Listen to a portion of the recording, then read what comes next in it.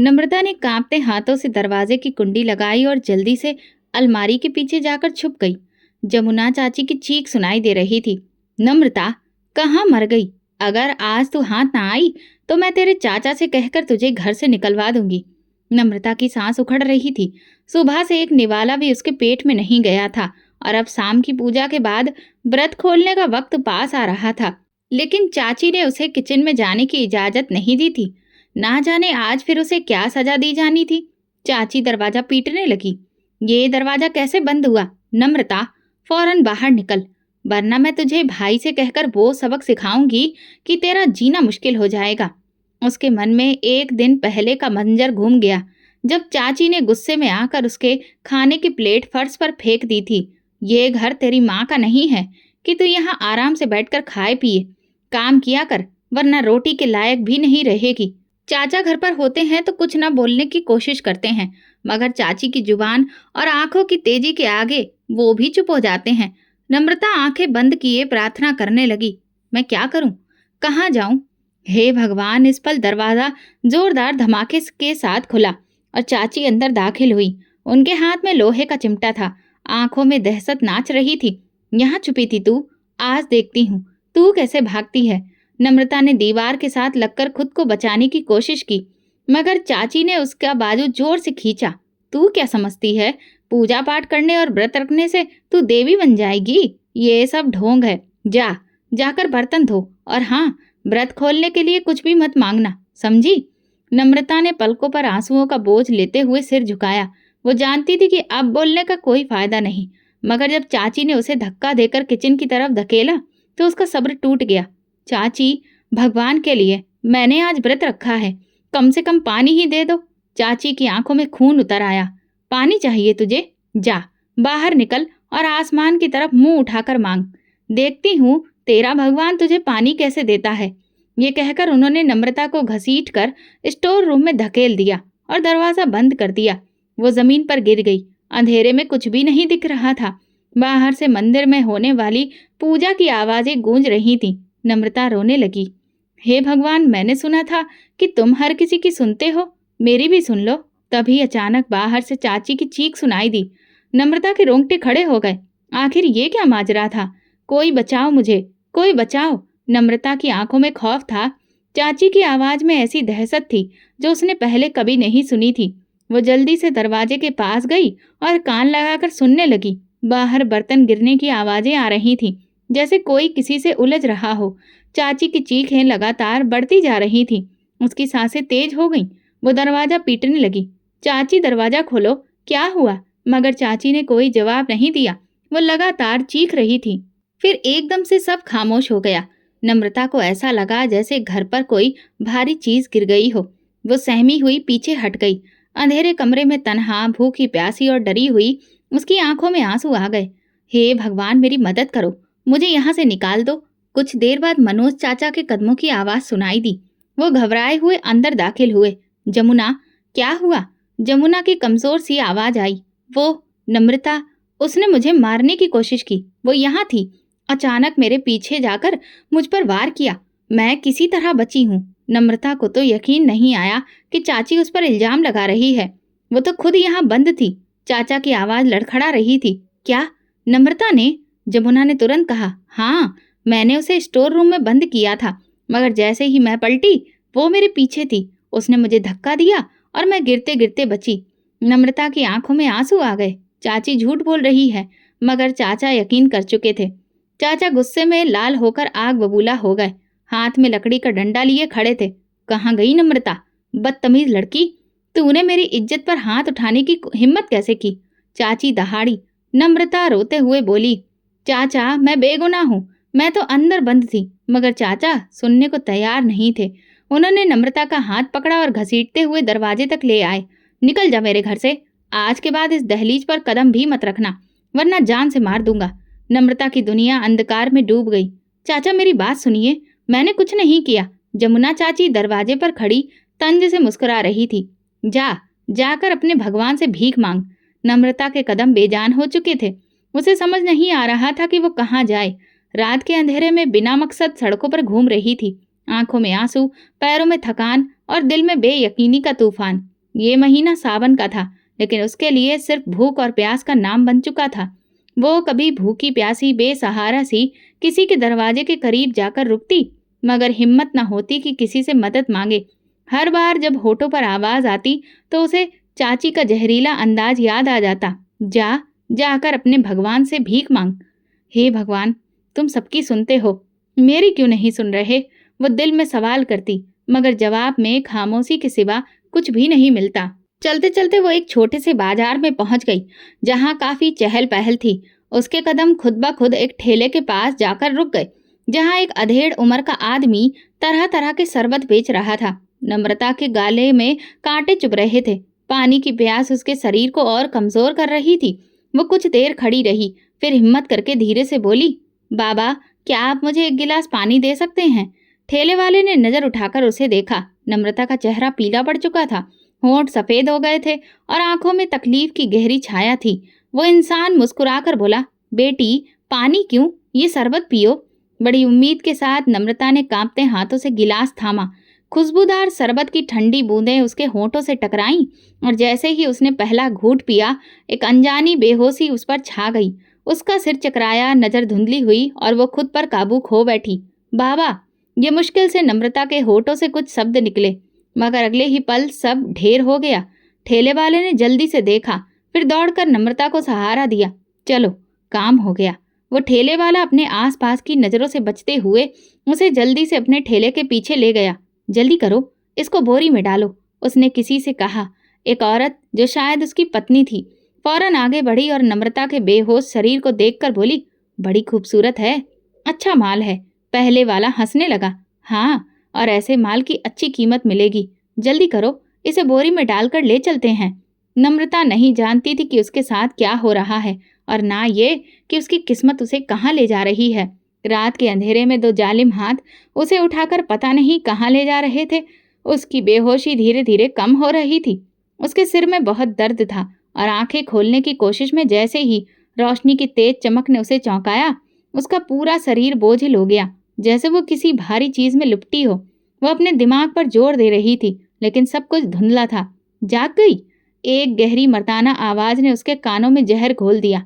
नम्रता का दिल जोर से धड़कने लगा। उसने कमजोरी के बावजूद हरकत करने की कोशिश की, मगर जैसे ही उसने पलटना चाहा, उसे एहसास हुआ कि वो एक बोरी में कैद है। छोड़ो मुझे, मैं कहाँ हूँ, वो चिल्लाई, मगर किसी ने उसकी आवाज पर ध्यान नहीं दिया। बस चुप कर, ज्यादा आवाज निकली तो तेरी कीमत गिर जाएगी, एक औरत की बेरहम आवाज सुनाई दी। डर के मारे नम्रता का बदन कांप उठा। उसने बोरी के अंदर से हाथ निकालने की कोशिश की, मगर उसके हाथ रस्सियों से बंधे थे। ये सब क्या है? कौन हो तुम लोग? आंखों में आंसू लिए वो प्रार्थना करने लगी। ठेले वाले ने ठहाका लगाया, अरे लड़की, हम तो सिर्फ व्यापारी हैं, हमारा काम खरीद फरोख्त है, और आज किस्मत ने हमें तेरा जैसा कीमती माल दे दिया है। नम्रता का दिल जोर से धड़कने लगा। नहीं, मुझे जाने दो, भगवान के वास्ते मुझे छोड़ दो। ठेले वाले की बीवी ने जहरीले अंदाज में हंसते हुए कहा, भगवान का कोई वास्ता नहीं होता, सिर्फ रुपए का वास्ता होता है। नम्रता अब समझ चुकी थी कि वो किसी बहुत बड़ी मुसीबत में फंस चुकी है। ठेले वाले ने बोरी को घसीट कर जमीन पर पटका। वो अभी आने वाला है, वो ले जाएगा इसे। नम्रता की चीखों से कमरा गूंज उठा। उसे कुछ समझ नहीं आ रहा था क्या हो रहा है। हाँ ठीक है, जवान है, खूबसूरत है, कमाल का माल है, 5,000 दे सकता हूँ, एक आदमी बोला। 5,000? ठेले वाला झट से बोला, ये इतनी आसानी से नहीं मिलने वाली, कम से कम 7,000 दो। नम्रता घबरा गई। ये लोग उसे बेच रहे थे जैसे वो कोई जानवर हो। अच्छा, 6,000, ये आखिरी कीमत है, उस आदमी ने हाथ में नोटों की गड्डी लहराते हुए कहा। ठेले वाला और उसकी पत्नी नोटों को चमकती आंखों से देख रहे थे। ठीक है, ले जाओ इसे, नम्रता ने चीखने की कोशिश की, मगर उस आदमी ने उसके मुंह पर हाथ रख दिया। बस, अब चुप, अब तेरा मालिक मैं हूँ। अंधेरे में उसे घसीट कर गाड़ी में डाल गया। गाड़ी के शीशे काले थे और बाहर कुछ नजर नहीं आ रहा था। कई घंटे बाद जब नम्रता को होश आया तो वो एक बंद कमरे में थी। रोशनी धीमी थी, मगर जो कुछ उसने देखा वो उसके दिमाग पर बिजली बनकर गिरा। सामने दीवारों पर रंगीन पर्दे झूल रहे थे, जमीन पर जगह जगह कालीन बिछे थे, और कमरे के बाहर औरतों की धीमी हंसी और मखौल की आवाजें आ रही थीं। नम्रता ने कांपते हाथों से दरवाजे को धक्का दिया, मगर वो बंद था। अचानक बाहर से आवाज आई, ये नई लड़की है, आज रात इसका पहला ग्राहक आएगा। नम्रता का पूरा शरीर कांप गया। वो किसी कोठे पर थी, उसकी जिंदगी एक नरक बन गई थी। हर रात जब कोई ग्राहक उसके कमरे में दाखिल होने की कोशिश करता तो वो चिल्ला उठती, मेरा भगवान मुझे बचाएगा। कुछ लोग हंसते, कुछ गुस्से में आकर दरवाजा पीटते और कुछ उसे पागल समझकर वापस चले जाते। लेकिन नम्रता ने हार नहीं मानी। वो जानती थी कि उसका कोई नहीं है, लेकिन भगवान उसके साथ है।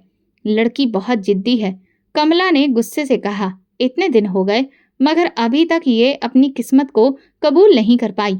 नम्रता ने आंखों में आंसू लिए कहा, ये मेरा नसीब नहीं है, मेरा नसीब वही है जो मेरा भगवान चाहेगा। कोठे की बाकी औरतें हैरानी से उसे देखती थीं। कुछ के दिल में रहम आता, कुछ उसकी हिम्मत पर जलने लगती। यहाँ भगवान का कोई नाम नहीं चलता, एक औरत बोली। नम्रता रोज रात को भगवान से पूछती, मेरी ये परीक्षा कब खत्म होगी? तुम अपने भक्तों की परीक्षा लेते हो, मेरी भी ले रहे हो, लेकिन आखिर कब तक? हालात नहीं बदले थे। एक दिन कोठे पर एक अमीर आदमी आया। उसके कपड़े बहुत महंगे थे, आंखों में घमंड और हाथों में पैसों की गड्डी थी। कमला ने उसके सामने नम्रता को पेश किया। ये लड़की नई है मगर बहुत ही जिद्दी भी है, लेकिन तुम्हारे जैसे आदमी के सामने शायद ये सिर झुका दे। नम्रता ने नफरत भरी नजर से उसे देखा, मगर वो इंसान मुस्कुराकर बोला, मैं खरीद लूंगा, इसमें कोई मुश्किल नहीं, पैसा हर जिद को तोड़ देता है। नम्रता के अंदर नफरत और बढ़ गई। पैसा ईमान नहीं खरीद सकता, पैसा सब्र नहीं खरीद सकता, पैसा भगवान के आशीर्वाद को नहीं खरीद सकता। वह आदमी जोर से हंसा। ये सब बातें कहानियों में ही अच्छी लगती हैं, सच्चाई में नहीं। नम्रता घबरा गई, मगर उसने नजरें झुकाकर कहा, फिर देख लेना हकीकत क्या है। कमला ने पैसों की गड्डी हाथ में पकड़ ली और सौदा तैयार हो गया। नम्रता की किस्मत का एक पन्ना और पलट गया।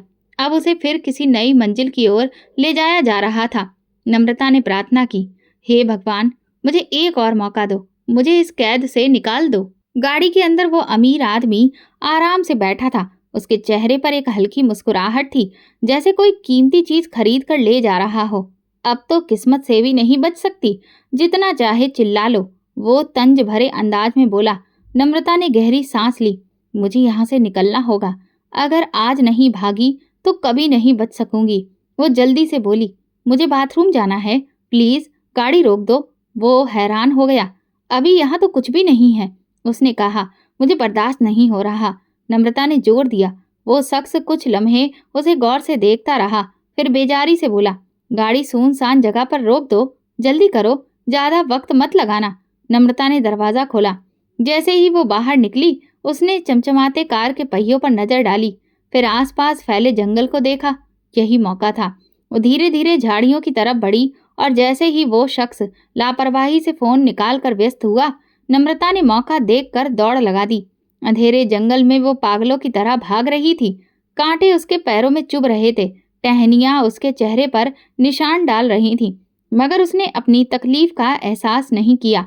उसके मन में सिर्फ एक ही बात चल रही थी, अगर आज रुक गई तो सारी जिंदगी रुक जाएगी।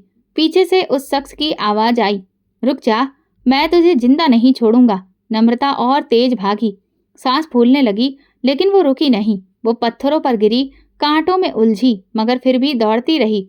कुछ पलों के बाद उसके पीछे कदमों की आवाज धुंधली पड़ने लगी। शायद वो रास्ता भटक चुकी थी। अब वो सुनसान जंगल में थी। न जाने कौन सा रास्ता था, न कोई रोशनी दिख रही थी। नम्रता एक बड़े पेड़ के नीचे बैठ गई। उसके बदन में भयानक दर्द था, मगर उसके दिल में एक सुकून भी था।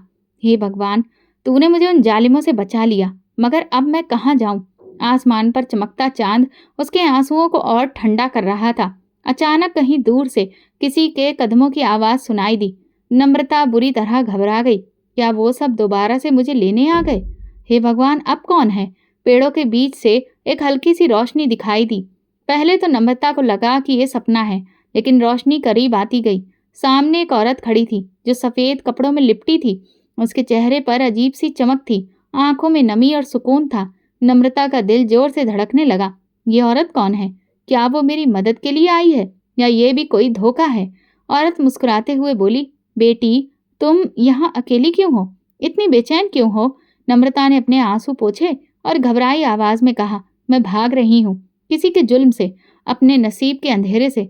औरत ने धीरे से कहा, चलो मेरे साथ, मेरे घर चलो, तुम्हें कोई नुकसान नहीं पहुंचाएगा। नम्रता ने कुछ पल सोचा, मगर औरत की आंखों में इतनी शराफत और सुकून था कि वो इनकार नहीं कर सकी। वो कांपते कदमों से औरत के पीछे चलने लगी। जैसे जैसे वो आगे बढ़ती गई, रास्ता रोशनी से भरता गया। ये जंगल था, मगर यहाँ के पेड़ पौधे किसी सपने की तरह जगमगाते लग रहे थे। जमीन पर बिछी पत्तियां सुकून दे रही थी। कुछ देर के बाद वे एक दरवाजे पर पहुंची। दरवाजा खुला और अंदर का मंजर देखकर नम्रता हैरान रह गई। ये घर किसी स्वर्ग की छवि से कम नहीं था। अंदर हर चीज खूबसूरत, चमकदार और सुकून से भरी थी। सफेद दीवारें, खुशबू बिखेरती हवा और एक ऐसा माहौल जो नम्रता ने पहले कभी नहीं देखा था। औरत ने उसे एक नरम कुर्सी पर बिठाया और कहा, बेटी तुम बहुत तकलीफ में हो, पहले कुछ खा लो। नम्रता की आंखों में आंसू आ गए। वो पिछले कई दिनों से लगातार भाग रही थी और अब ये खाने की महक उसकी बर्दाश्त से बाहर थी। औरत ने उसके सामने अच्छा खाना रखा। उसने कांपते हाथों से खानों को छुआ, मगर फिर रुक गई। उसकी आंखों में शुक्रगुजारी थी। मैं पहले भगवान के आगे हाथ जोड़ना चाहती हूँ। औरत ने मुस्कुराकर उसे इशारा कर दिया। जैसे ही उसने अपना सर झुकाया, उसे सुकून महसूस हुआ, जैसे कि भगवान ने उसे अपने साए में ले लिया हो। मगर जब उसने सिर उठाया तो सब बदल चुका था। वो दोबारा उसी कोठे में थी जहां से वो भागी थी। वही दीवारें, वही ताले, वही बदबूदार कमरा। ये क्या हुआ? क्या ये कोई सपना था या हकीकत? वो घबराकर पीछे हटी। वो छोटा सा भगवान का मंदिर जो कुछ पल पहले उसके सामने था, अब नहीं था। वो सफेद कपड़ों वाली औरत जिसकी आंखों में प्यार था, अब सामने खड़ी थी, मगर उसके हाथ में नोट थे और चेहरे पर एक चालाक मुस्कुराहट। तुम कौन हो? नम्रता की आवाज कांपने लगी। औरत ने जहरीली हंसी के साथ कहा, मैं वही हूँ जिसने तुम्हें पनाह दी थी। नम्रता का सिर चकरा गया। ये सब सपना था या हकीकत? तुमने मुझसे झूठ बोला और धोखा दिया। नम्रता बोली। औरत ने नोट कमला के हाथ में थमा दिए। ये लड़की अब तुम्हारी है। काम पूरा हुआ। नम्रता को अपनी किस्मत पर यकीन नहीं आया। ये औरत उसे बचाने नहीं बल्कि बेचने आई थी। तुमने मुझे भगवान के नाम पर धोखा दिया। नम्रता की आंखों में आंसू आ गए। औरत ने आगे बढ़कर उसके गाल पर हाथ रखा और बोली, बेचारी, तुम बहुत भोली हो। मैंने क्या कहा था? भगवान सबको बहुत देता है, मुझे भी दिया है, इन नोटों की शक्ल में। नम्रता के पैरों तले से जमीन खिसक गई। वो समझी थी कि भगवान ने उसकी सुन ली, लेकिन यहाँ तो एक और ही जाल बिछा था। कमला ने आगे बढ़कर नम्रता का बाजू जोर से पकड़ा। अब यहाँ से भागने की कोशिश मत करना, अब तू हमारी जागीर है। नम्रता ने अपना हाथ छुड़ाने की कोशिश की, मगर कमला की मजबूत पकड़ में वो बेबस थी। मुझे छोड़ दो, वो चीखी, मगर आसपास खड़े लोग सिर्फ तमाशा देख रहे थे। यहाँ भगवान की बातें मत किया कर, कमला ने दांत पीसते हुए कहा। यहाँ हर चीज पैसे पर चलती है और तेरी कीमत लग चुकी है।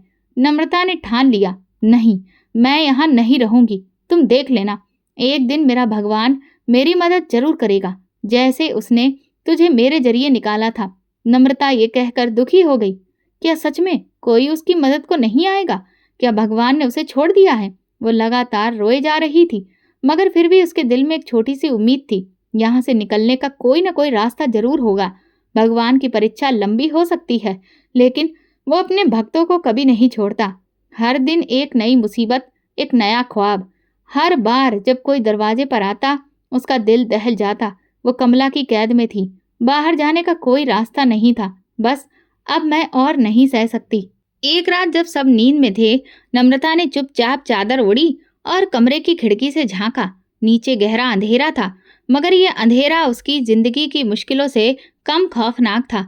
अगर मैं यहाँ से नहीं निकल सकी तो मैं मर जाऊंगी। अगर मरना ही नसीब में है तो फिर मैं अपनी इज्जत बचाकर मरूंगी। उसने खिड़की के किनारे को मजबूती से थामा और एक पल के लिए भगवान का नाम लेकर खुद को नीचे गिराने की कोशिश की, मगर तभी किसी ने पीछे से उसकी बाजू दबोच ली। ये क्या कर रही हो? कमला की आवाज आई। नम्रता ने चिढ़कर कहा, मुझे मरने दो, मुझे तुम्हारे इस नरक में नहीं रहना। कमला ने उसे जोर से धक्का देकर जमीन पर फेंक दिया। इतनी आसान मौत नहीं मिलेगी तुझे। तुझ जैसी जिद्दी लड़की को तो मैं दुगनी कीमत में बेचूंगी। तू यहाँ से कभी नहीं निकल सकती। ये जुल्म कभी खत्म नहीं होगा। अगले कुछ दिन वो चुप हो गई, न खाना खाती, न पानी पीती। किसी से बात ना करती। कमला को फिक्र होने लगी, ये मर ना जाए वरना मेरी सारी कमाई डूब जाएगी।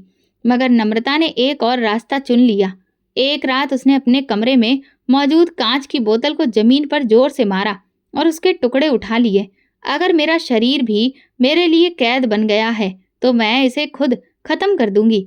उसने कांच के नुकीले टुकड़े को अपनी कलाई पर रखकर दबाने ही वाली थी कि दरवाजा धड़ाम से खुला। पकड़ो इसे। दो नौकरानियां आगे बढ़ीं और उसके हाथ से कांच छीन लिया। नम्रता ने उनसे टकराने की कोशिश की, लेकिन वो बहुत कमजोर हो चुकी थी। ये तो सच में मरने के करीब है, एक नौकरानी बोली। कमला ने नम्रता को देखा। उसका चेहरा सफेद था, जैसे बिल्कुल हड्डियों का ढांचा लग रही थी। अब ये किसी काम की नहीं। अगर मर गई तो पुलिस केस बन जाएगा। इसे खत्म करो, खत्म करो। नम्रता ने धीरे से आंखें खोली।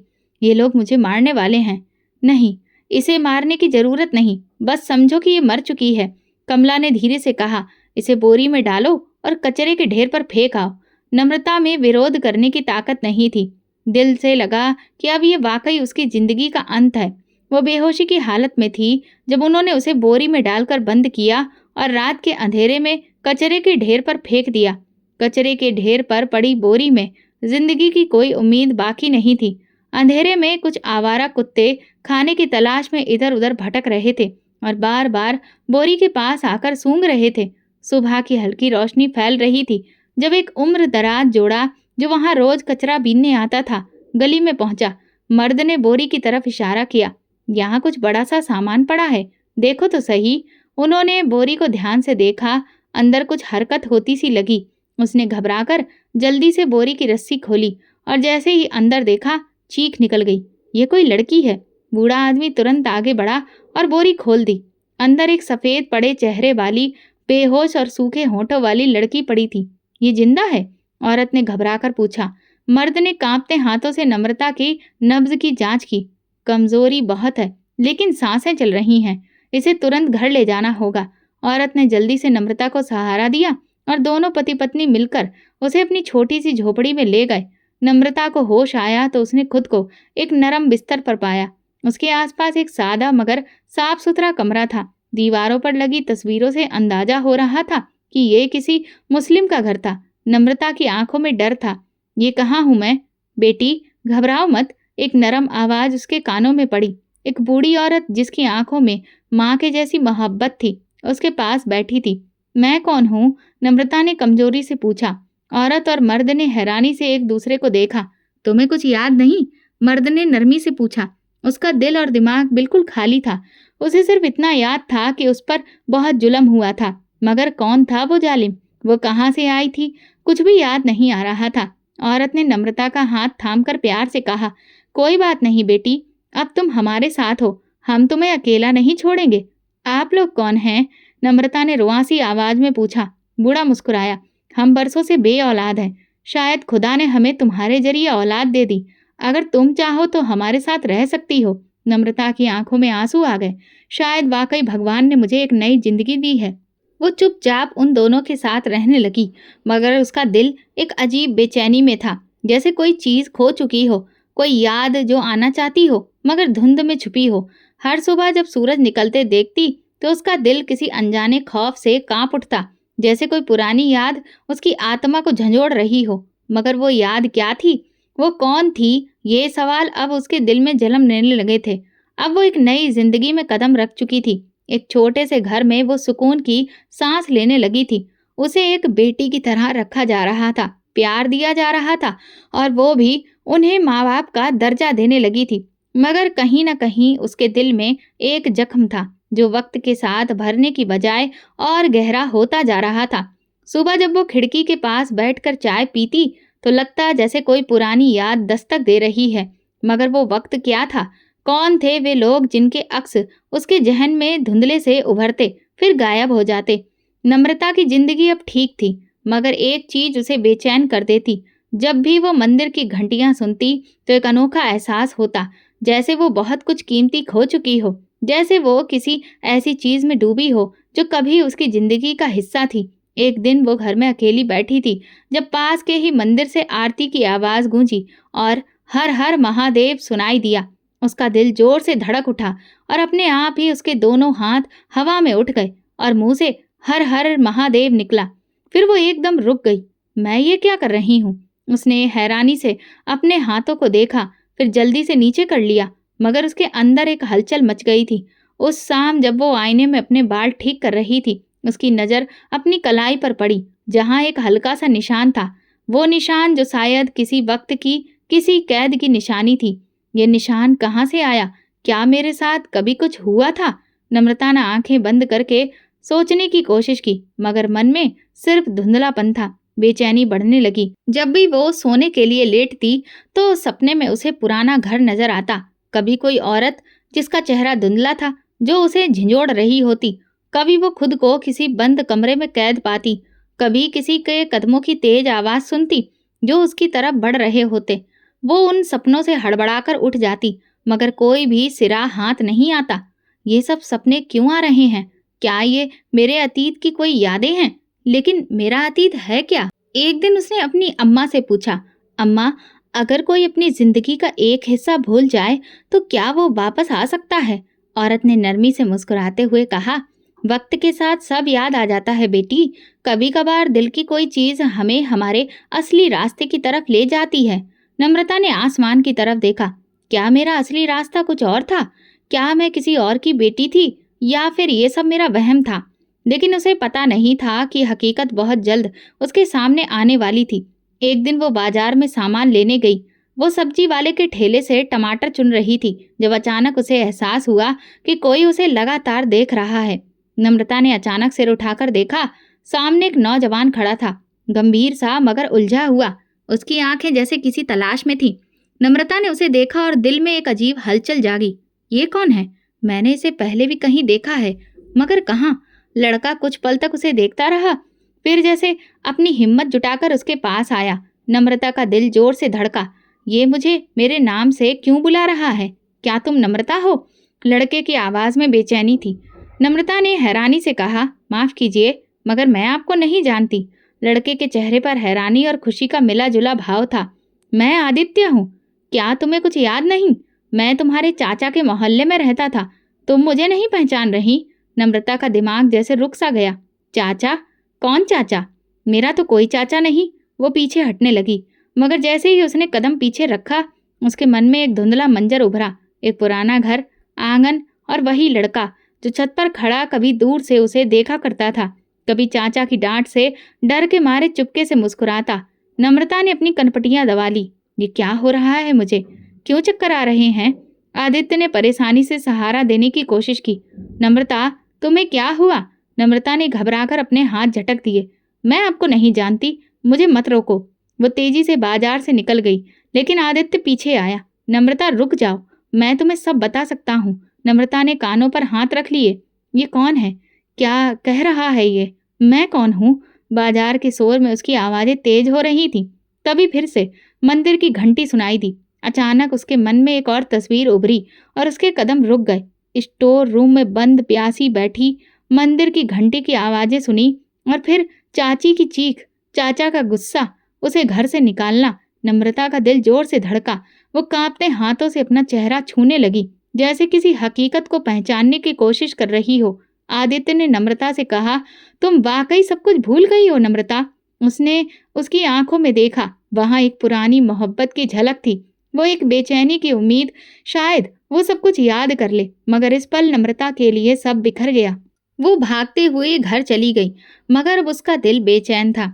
आदित्य उसके पीछे था, उसे आवाजें दे रहा था, रुक जाओ ना नम्रता, मुझे तुमसे बात करनी है। लेकिन नम्रता के दिमाग में शोर मच रहा था। तुम वो नम्रता हो जिसे सब मरा हुआ समझते हैं। ये शब्द उसके मन में बार बार गूंज रहे थे। मैं मरी हुई कैसे हो सकती हूँ? मैं तो जिंदा हूँ। वो तेज कदमों से गली में मुड़ी, मगर आदित्य उसके पीछे था। नम्रता, मैं झूठ नहीं बोल रहा। तुम सच में वही लड़की हो जिसे लेकर तुम्हारे चाचा और चाची ने ये घोषणा की कि तुम मर गई हो। ये सुनकर नम्रता के अंदर तूफान आ गया। चाचा चाची? मैं तो अनाथ थी ना, वो धीरे से बोली। आदित्य का चेहरा हैरानी और दुख से भरा था। नम्रता, तुम्हें कुछ भी याद नहीं? नम्रता ने कमजोर आवाज में कहा। मुझे नहीं पता। आदित्य ने गहरी सांस ली। तुम्हारे माँ बाप के मरने के बाद तुम अपने चाचा के घर रहने चली गई थी। याद है? मगर तुम्हारी चाची तुम्हारे साथ बहुत बुरा व्यवहार करती थी। एक दिन उसने तुम पर झूठा इल्जाम लगा दिया और तुम्हारे चाचा ने तुम्हें घर से निकाल दिया। नम्रता की आंखें फैल गईं। उसका दिल जोर से धड़का। ये सब मैंने सपने में देखा था। आदित्य ने कदम आगे बढ़ाया। ये सपना नहीं था नम्रता, यही तो तुम्हारी सच्चाई है। याद है, मैं तुम्हारा पड़ोसी था और हमेशा तुम्हें छत से देखा करता था, मगर तुम कभी चाचा के डर के मारे मुझसे ज्यादा बात नहीं करती थी। तुम मुझे जानती हो। नम्रता का सिर चकराने लगा। वो पीछे हटने लगी। ये सब सच नहीं हो सकता। ये सच है नम्रता, और सबको लगा था कि तुम मर चुकी हो। उसकी आंखें जम गईं। वो लोग मुझे मरा हुआ समझते हैं। क्या मैं वाकई मर गई थी? उसके पैरों के नीचे से जमीन खिसक गई। आदित्य ने आगे बढ़कर उसकी बाह पकड़ने की कोशिश की, मगर नम्रता ने झटक कर पीछे कहा, मुझे अकेला छोड़ दो, मैं कुछ नहीं जानना चाहती। वो दीवानी सी वहां से भाग गई, मगर इस बार वो भाग नहीं रही थी। वो अपनी हकीकत खोज रही थी। उसके अंदर तूफान उठा था। वो जानती थी कि अब वो खुद को ज्यादा देर तक झूठ में नहीं रख सकती। मैं कौन हूँ? मुझे सब लोग मरा हुआ क्यों समझते हैं? पर अगर मैं जिंदा हूँ तो फिर मेरा असली घर कहाँ पर है? लेकिन उसके पास इन सारे सवालों के सिवा कुछ भी नहीं था, जबकि जवाब शायद उसे मिल ही जाता। पुलिस अफसर पहले तो सब सुनकर हैरान हुआ, लेकिन जब आदित्य ने पूरी बात सुनाई तो नम्रता के अतीत के बारे में जानकर ये मामला गंभीर हो गया। अगर ये सच है तो ये बहुत बड़ा जुर्म है। हमें फौरन कार्रवाई करनी होगी। पुलिस की टीम ने नम्रता के रहने की जगह पर छापा मारा। वो जोड़ा जिसने नम्रता को केवल औलाद ना होने की वजह से बेटी की तरह अपना लिया था, पुलिस को देखकर घबरा गया। हमने कुछ गलत नहीं किया, बूढ़े आदमी ने कहा। हमने तो इसे मरने से बचाया था। नम्रता उनके पीछे खड़ी थी। उसका चेहरा सफेद पड़ चुका था। पुलिस ने नरम लहजे में कहा, बेटी, हमें तुम्हें अपने साथ ले जाना होगा। तुम्हारा असली परिवार तुम्हें मरा हुआ समझ रहा है। हमें उन्हें सच बताना होगा। नम्रता ने कमजोर हाथों से अपनी अम्मा का दामन थामा। अम्मा, मैं कहाँ जाऊंगी? औरत की आंखें भर आईं। बेटी, जो सच है वही तुम्हारा रास्ता है। पुलिस उसे लेकर अदालत पहुंची। वहां पहले से उसके चाचा चाची मौजूद थे, जिन्हें पुलिस ने बुलाया था। चाचा ने जैसे ही नम्रता को देखा, उनका चेहरा सफेद पड़ गया। चाची के होठों पर एक पल के लिए हरकत दौड़ गई, मगर फिर खुद को संभाल कर गुस्से में बोली, कौन लड़की है ये? ये नम्रता नहीं हो सकती है। अदालत में मौजूद सब लोग हैरान रह गए। आप कह रहे हैं कि ये आपकी भतीजी नहीं है? चाचा ने पसीने में भीग कर कहा। जी हाँ, नम्रता तो सालों पहले मर चुकी थी। नम्रता का दिल सिहर उठा। यही वो लोग थे जिन्होंने मुझे घर से निकाला और अब कह रहे हैं कि मैं मर चुकी हूँ। आदित्य ने तुरंत कहा, ये झूठ बोल रहे हैं। नम्रता को इन्होंने खुद घर से निकाला था और फिर शायद इसी वजह से उसके मरने की अफवाह फैला दी ताकि ये बदनाम ना हो। चाचा ने तुरंत जवाब दिया, ये सब झूठ है। ये लड़की कोई और होगी। हमारी नम्रता का तो अंतिम संस्कार हो गया था। नम्रता ने अविश्वास से चाचा को देखा।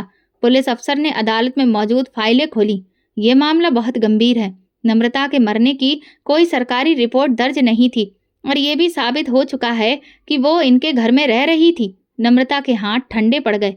अगर अदालत ने मेरी पहचान को नहीं माना तो फिर मैं कहाँ जाऊंगी? मगर उसी वक्त एक ऐसा सबूत सामने आने वाला था जो सब कुछ बदल कर रख देगा। जज ने पूछा, तुम कुछ कहना चाहती हो?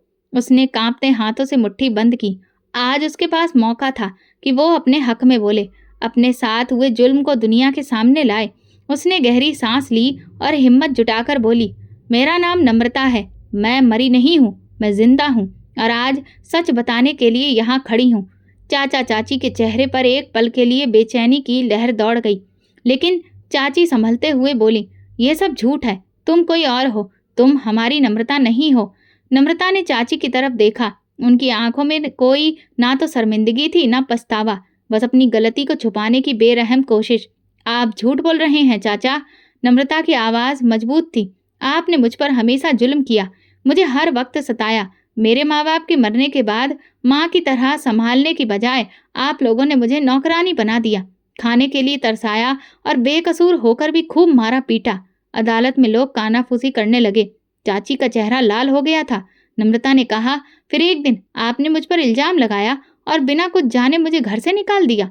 मैं सड़कों पर भटकती रही। एक ठेले वाले ने खाने के लिए जब मैंने कुछ मांगा तो उसने मुझे अपनी रोटी दी, लेकिन उसमें बेहोशी की दवा मिला दी और फिर मुझे बेच दिया।